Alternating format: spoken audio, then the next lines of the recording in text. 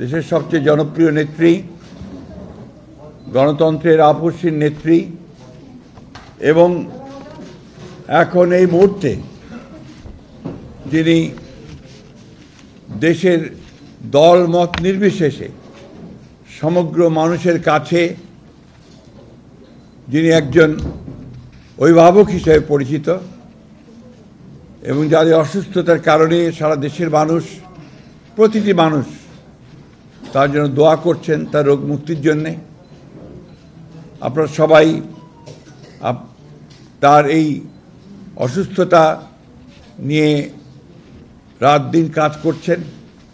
আমরা সেই জন্য আপনাদেরকে আন্তরিকভাবে ধন্যবাদ এবং কৃতজ্ঞতা জানাচ্ছি।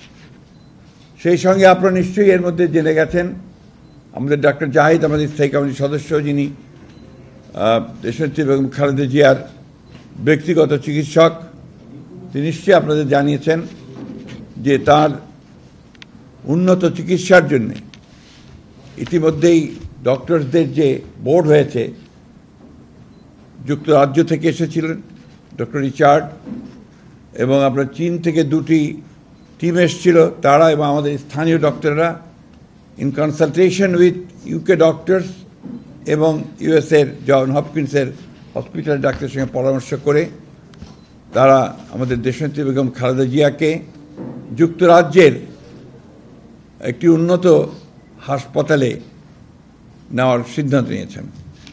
এতে আমাদের দলের ভারপ্রাপ্ত চেয়ারম্যান জনাব তারেক রহমান সাহেবও স্বীকৃতি জানিয়েছেন এবং তার চিকিৎসাও স্বীকৃতি জানিয়েছেন।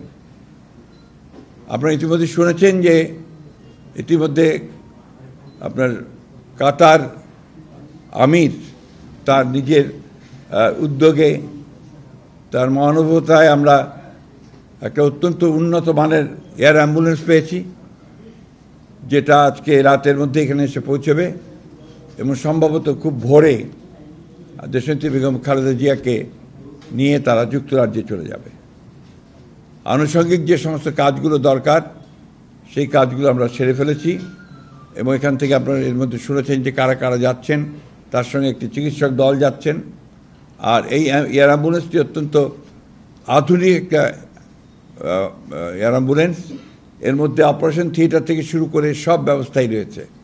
সুতরাং আমরা পরম করুণাময় আল্লাহ তাআলার কাছে এই দোয়া চাচ্ছি যে আল্লাহ তাআলা তাকে যেন সুস্থভাবে নিয়ে যান, নিরাপদভাবে নিয়ে যান এবং সুস্থভাবে আমাদের মাঝে আমরা যেন তাকে ফিরে পেতে পারি।